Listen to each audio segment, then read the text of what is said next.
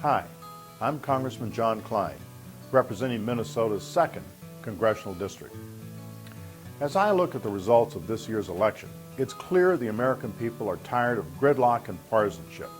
They're tired of living with the same old problems day in and day out. They're tired of our country moving in the wrong direction.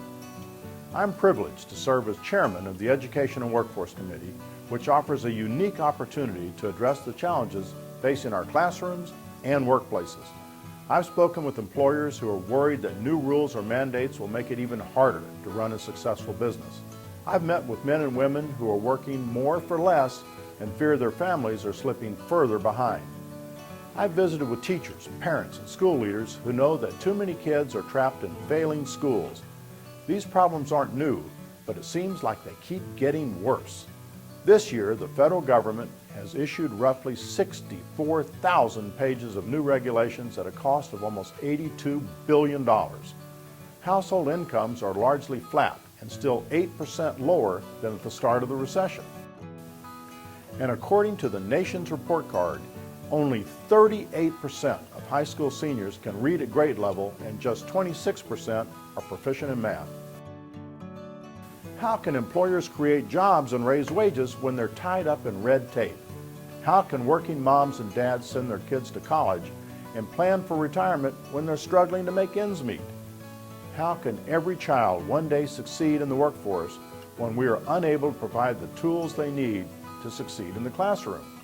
As I meet with people from the 2nd District and across the country, I hear their concerns and frustrations. They are concerned about the future and frustrated with a federal government that just doesn't get it. But I also hear an enduring optimism. We still live in the greatest nation in the world.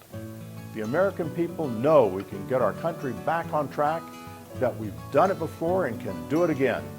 They don't expect Washington to have all the answers. In most cases, they are hoping Washington will just get out of the way. Take education.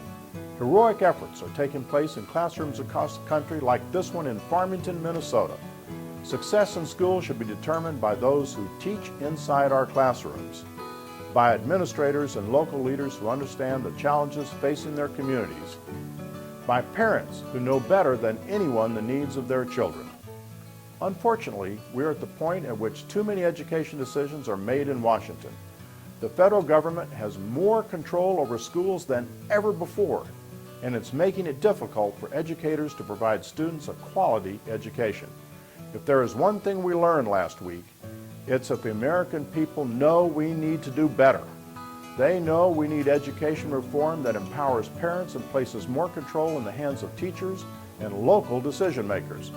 They know we need to provide employers certainty and flexibility so they can grow their businesses, create new jobs, and give workers the raise they've earned.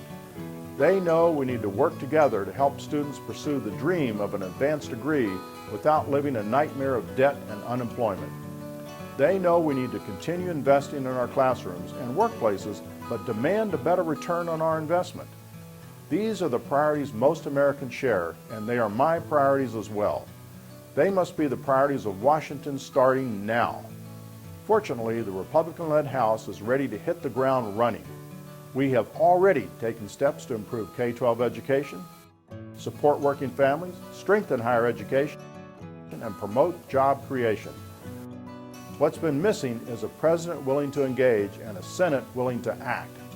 That has to change, and I am optimistic it will. I know we can get this done, but importantly, we have to get this done. Students and working families have waited long enough. It's time to end the gridlock, overcome these tough challenges, and move our country in a new direction. I am eager to help lead that effort in the months ahead and hope you will join me. Thank you.